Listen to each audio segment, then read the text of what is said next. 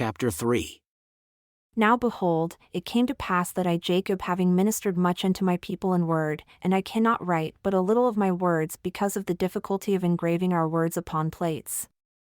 And we know that the things which we write upon plates must remain, but whatsoever things we write upon anything save it be upon plates must perish and vanish away. But we can write a few words upon plates which will give our children, and also our beloved brethren, a small degree of knowledge concerning us, or concerning their fathers. Now in this thing we do rejoice, and we labor diligently to engraven these words upon plates, hoping that our beloved brethren and our children will receive them with thankful hearts and look upon them, that they may learn with joy, and not with sorrow, neither with contempt, concerning their first parents. For this intent have we written these things, that they may know that we knew of Christ, and we had a hope of his glory many 100 years before his coming.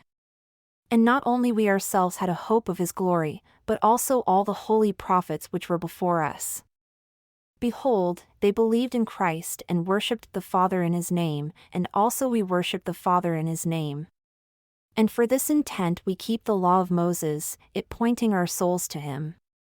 And for this cause it is sanctified unto us for righteousness, even as it was accounted unto Abraham in the wilderness to be obedient unto the commands of God in offering up his son Isaac, which was a similitude of God and his only begotten Son. Wherefore, we search the prophets, and we have many revelations and the spirit of prophecy. And having all these witnesses, we obtain a hope and our faith becometh unshaken, insomuch that we truly can command in the name of Jesus and the very trees obey us, or the mountains, or the waves of the sea. Nevertheless, the Lord God showeth us our weakness, that we may know that it is by his grace and his great condescensions unto the children of men that we have power to do these things. Behold, great and marvelous are the works of the Lord, how unsearchable are the depths of the mysteries of him. And it is impossible that man should find out all his ways. And no man knoweth of his ways save it be revealed unto him, wherefore, brethren, despise not the revelations of God. For behold, by the power of his word, man came upon the face of the earth, which earth was created by the power of his word. Wherefore, if God being able to speak and the world was, and to speak in man was created, then why not able to command the earth or the workmanship of his hands upon the face of it according to his will and pleasure? Wherefore, brethren, seek not to counsel the Lord, but to take counsel from his hand, for behold, ye yourselves know that he counselleth in wisdom, and in justice, and in great mercy, over all his works. Wherefore, beloved, be reconciled unto him through the atonement of Christ, his only begotten Son, that ye may obtain a resurrection according to the power of the resurrection which is in Christ, and be presented as the firstfruits of Christ unto God, having faith and obtained a good hope of glory in him before he manifesteth himself in the flesh. And now, beloved, marvel not that I tell you these things, for why not speak of the atonement of Christ and attain to a perfect knowledge of him, as to attain to the knowledge of a resurrection and the world to come? Behold, my brethren, he that prophesieth, let him prophesy to the understanding of men.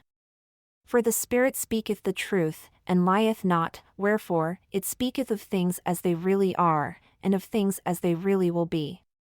Wherefore, these things are manifested unto us plainly for the salvation of our souls. But behold, we are not witnesses alone in these things, for God also spake them unto prophets of old. But behold, the Jews were a stiff-necked people, and they despised the words of plainness, and killed the prophets, and sought for things that they could not understand. Wherefore, because of their blindness, which blindness came by looking beyond the mark, they must needs fall, for God hath taken away his plainness from them, and delivered unto them many things which they cannot understand because they desired it. And because they desired it, God hath done it that they may stumble. And now I Jacob am led on by the Spirit unto prophesying, for I perceive by the workings of the Spirit which is in me that by the stumbling of the Jews, they will reject the stone upon which they might build and have safe foundation. But behold, according to the Scriptures, this stone shall become the great, and the last, and the only sure foundation upon which the Jews can build. And now, my beloved, how is it possible that these, after having rejected the sure foundation, can ever build upon it that it may become the head of their corner? Behold, my beloved brethren, I will unfold this mystery unto you, if I do not by any means get shaken from my firmness in the spirit and stumble because of my over-anxiety for you.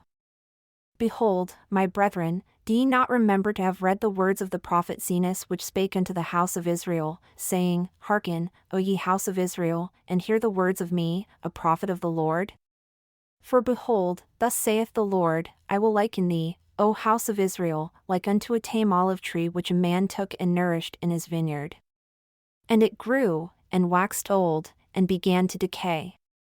And it came to pass that the master of the vineyard went forth, and he saw that his olive tree began to decay.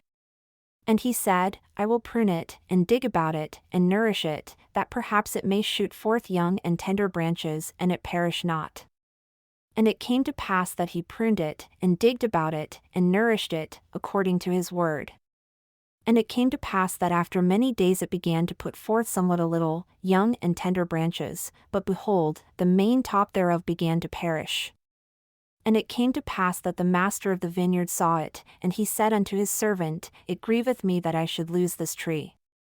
Wherefore, go and pluck the branches from a wild olive tree and bring them hither unto me, and we will pluck off those main branches which are beginning to wither away, and we will cast them into the fire that they may be burned.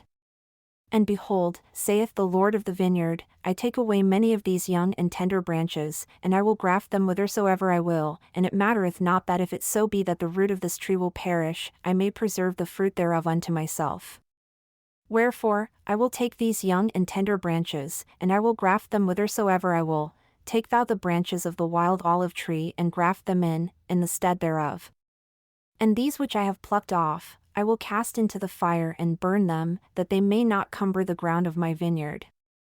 And it came to pass that the servant of the Lord of the vineyard did according to the word of the Lord of the vineyard, and grafted in the branches of the wild olive tree. And the Lord of the vineyard caused that it should be digged about, and pruned, and nourished, saying unto his servant, It grieveth me that I should lose this tree. Wherefore, that perhaps I might preserve the roots thereof, that they perish not, that I might preserve them unto myself, I have done this thing. Wherefore, go thy way, watch the tree, and nourish it according to my words. And these will I place in the nethermost part of my vineyard, whithersoever I will, it mattereth not unto thee. And I do it that I may preserve unto myself the natural branches of the tree, and also that I may lay up fruit thereof against the season unto myself, for it grieveth me that I should lose this tree and the fruit thereof. And it came to pass that the Lord of the vineyard went his way and hid the natural branches of the tame olive tree in the nethermost parts of the vineyard, some in one and some in another, according to his will and pleasure.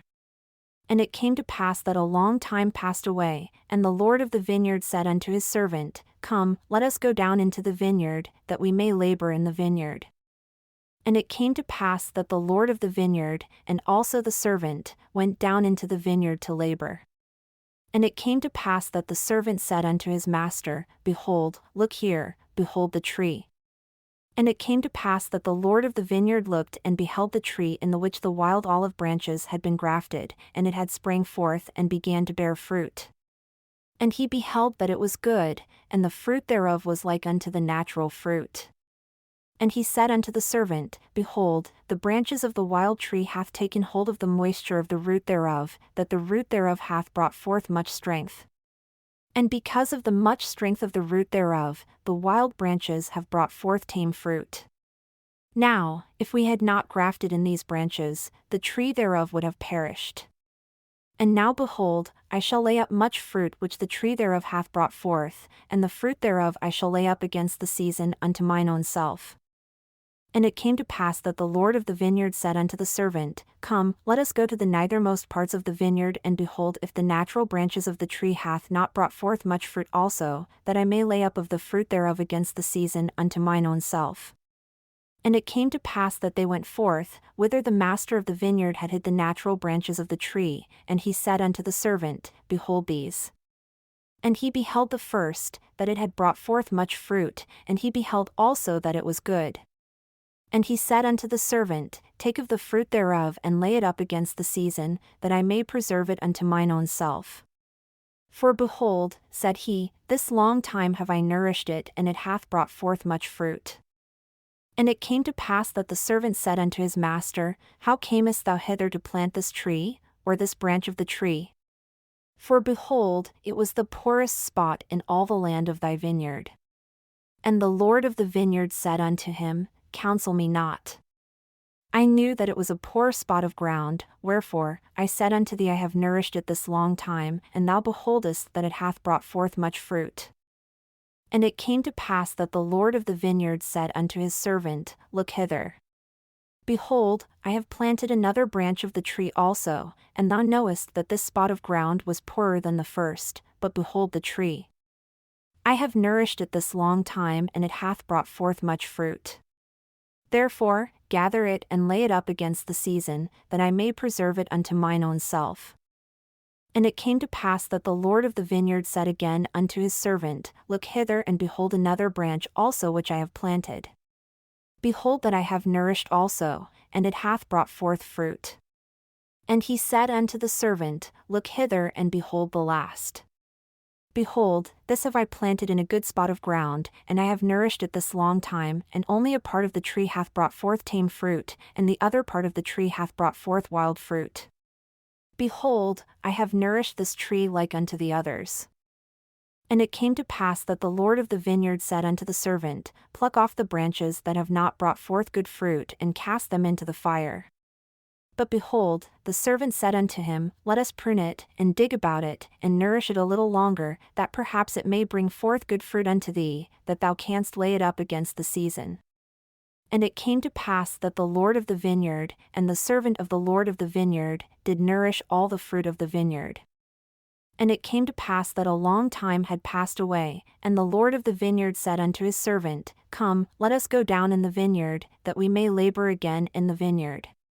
For behold, the time draweth near, and the end soon cometh. Wherefore, I must lay up fruit against the season unto mine own self. And it came to pass that the Lord of the vineyard and the servant went down into the vineyard, and they came to the tree whose natural branches had been broken off and the wild branches had been grafted in, and behold, all sorts of fruit did cumber the tree. And it came to pass that the Lord of the vineyard did taste of the fruit, every sort according to its number. And the Lord of the vineyard said, Behold, this long time have we nourished this tree, and I have laid up unto myself against the season much fruit. But behold, this time it hath brought forth much fruit, and there is none of it which is good. And behold, there are all kinds of bad fruit, and it profiteth me nothing, notwithstanding all our labor, and now it grieveth me that I should lose this tree. And the Lord of the vineyard said unto the servant, What shall we do unto the tree that I may preserve again good fruit thereof unto mine own self? And the servant said unto his master, Behold, because thou didst graft in the branches of the wild olive tree, they have nourished the roots, that they are alive and they have not perished, wherefore, thou beholdest that they are yet good. And it came to pass that the Lord of the vineyard said unto his servant, The tree profiteth me nothing, and the roots thereof profiteth me nothing, so long as it shall bring forth evil fruit. Nevertheless, I know that the roots are good, and for mine own purpose I have preserved them. And because of their much strength, they have hitherto brought forth from the wild branches good fruit. But behold, the wild branches have grown and have overran the roots thereof. And because that the wild branches have overcome the roots thereof, it hath brought forth much evil fruit.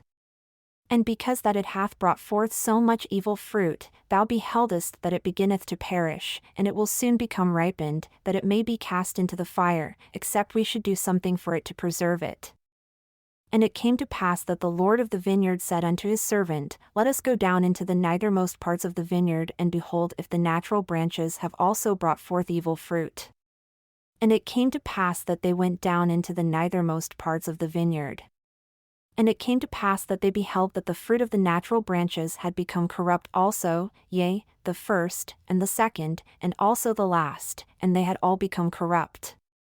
And the wild fruit of the last had overcome that part of the tree which brought forth good fruit, even that the branch had withered away and died.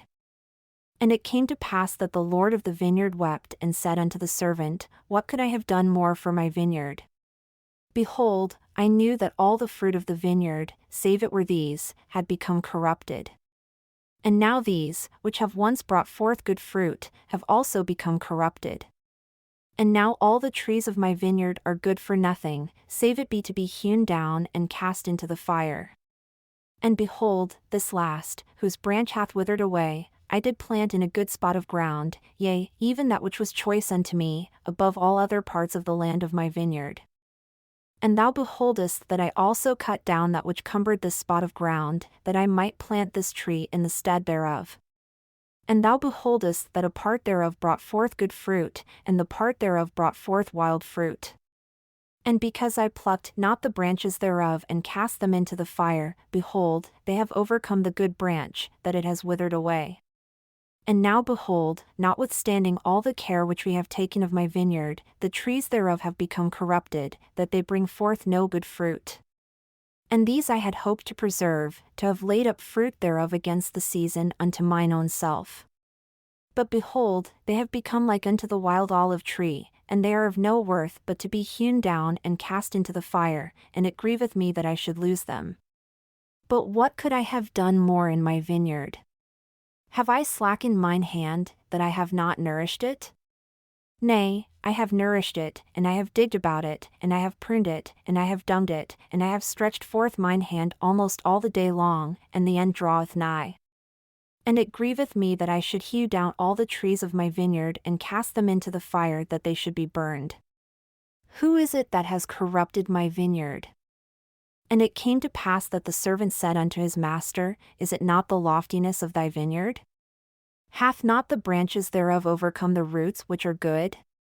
And because the branches have overcome the roots thereof, behold, they grew faster than the strength of the roots, taking strength unto themselves. Behold, I say, is not this the cause that the trees of thy vineyard have become corrupted? And it came to pass that the Lord of the vineyard said unto the servant, Let us go to, and hew down the trees of the vineyard, and cast them into the fire, that they shall not cumber the ground of my vineyard, for I have done all. What could I have done more for my vineyard? But behold, the servant said unto the Lord of the vineyard, Spare it a little longer. And the Lord said, Yea, I will spare it a little longer, for it grieveth me that I should lose the trees of my vineyard. Wherefore, let us take of the branches of these which I have planted in the nethermost parts of my vineyard, and let us graft them into the tree from whence they came. And let us pluck from the tree those branches whose fruit is most bitter, and graft in the natural branches of the tree in the stead thereof. And this will I do that the tree may not perish, that perhaps I may preserve unto myself the roots thereof for mine own purpose. And behold, the roots of the natural branches of the tree which I planted whithersoever I would are yet alive. Wherefore, that I may preserve them also for mine own purpose, I will take of the branches of this tree, and I will graft them in unto them. Yea, I will graft in unto them the branches of their mother tree, that I may preserve the roots also unto mine own self, that when they shall be sufficiently strong, perhaps they may bring forth good fruit unto me, and I may yet have glory in the fruit of my vineyard. And it came to pass that they took from the natural tree which had become wild, and grafted in unto the natural trees which also had become wild. And they also took of the natural trees which had become wild and grafted into their mother tree. And the Lord of the vineyard saith unto the servant, Pluck not the wild branches from the trees, save it be those which are most bitter, and in them ye shall graft according to that which I have said. And we will nourish again the trees of the vineyard, and we will trim up the branches thereof, and we will pluck from the trees those branches which are ripened that must perish, and cast them into the fire. And this I do that perhaps the roots thereof may take strength because of their goodness, and because of the change of the branches, that the good may overcome the evil. And because that I have preserved the natural branches and the roots thereof, and that I have grafted in the natural branches again into their mother tree, and have preserved the roots of their mother tree, that perhaps the trees of my vineyard may bring forth again good fruit, and that I may have joy again in the fruit of my vineyard, and perhaps that I may rejoice exceedingly that I have preserved the roots and the branches of the first fruit. Wherefore, go to, and call servants, that we may labor diligently with our mites in the vineyard, that we may prepare the way, that I may bring forth again the natural fruit, which natural fruit is good, and the most precious above all other fruit. Wherefore, let us go to and labor with our mites this last time, for behold, the end draweth nigh, and this is for the last time that I shall prune my vineyard. Graft in the branches. Begin at the last, that they may be first and that the first may be last, and dig about the trees, both old and young, the first and the last and the first, that all may be nourished once again for the last time. Wherefore, dig about them, and prune them, and dung them once more for the last time, for the end draweth nigh. And if it so be that these last grafts shall grow and bring forth the natural fruit, then shall ye prepare the way for them that they may grow. And as they begin to grow, ye shall clear away the branches which bring forth bitter fruit, according to the strength of the good and the size thereof. And ye shall not clear away the bad thereof all at once, lest the roots thereof should be too strong for the graft, and the graft thereof shall perish, and I lose the trees of my vineyard, for it grieveth me that I should lose the trees of my vineyard.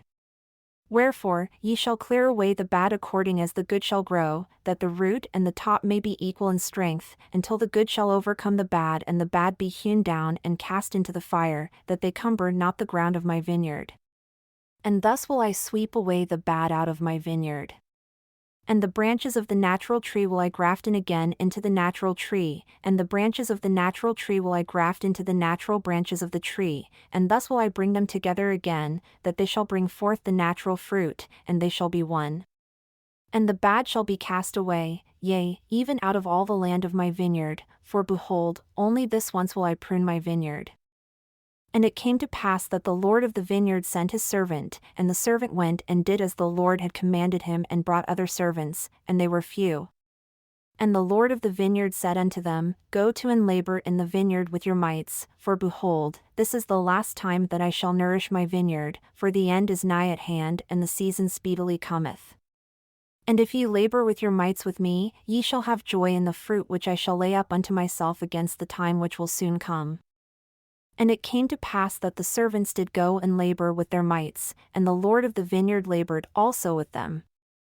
And they did obey the commandments of the Lord of the vineyard in all things. And there began to be the natural fruit again in the vineyard. And the natural branches began to grow and thrive exceedingly, and the wild branches began to be plucked off and to be cast away, and they did keep the root and the top thereof equal, according to the strength thereof. And thus they labored with all diligence, according to the commandments of the Lord of the vineyard, even until the bad had been cast away out of the vineyard, and the Lord had preserved unto himself, that the trees had become again the natural fruit. And they became like unto one body, and the fruit were equal. And the Lord of the vineyard had preserved unto himself the natural fruit, which was most precious unto him from the beginning. And it came to pass that when the Lord of the vineyard saw that his fruit was good and that his vineyard was no more corrupt, he called up his servants and said unto them, Behold, for this last time have we nourished my vineyard. And thou beholdest that I have done according to my will, and I have preserved the natural fruit, that it is good, even like as it was in the beginning. And blessed art thou, for because ye have been diligent in laboring with me in my vineyard, and have kept my commandments, and have brought unto me again the natural fruit, that my vineyard is no more corrupted and the bad is cast away, behold, ye shall have joy with me because of the fruit of my vineyard. For behold, for a long time will I lay up of the fruit of my vineyard unto mine own self against the season which speedily cometh. And for the last time have I nourished my vineyard, and pruned it, and dug about it, and dunged it. Wherefore, I will lay up unto mine own self of the fruit for a long time, according to that which I have spoken. And when the time cometh that evil fruit shall again come into my vineyard, then will I cause the good and the bad to be gathered. And the good will I preserve unto myself, and the bad will I cast away into its own place. And then cometh the season and the end, and my vineyard will I cause to be burned with fire.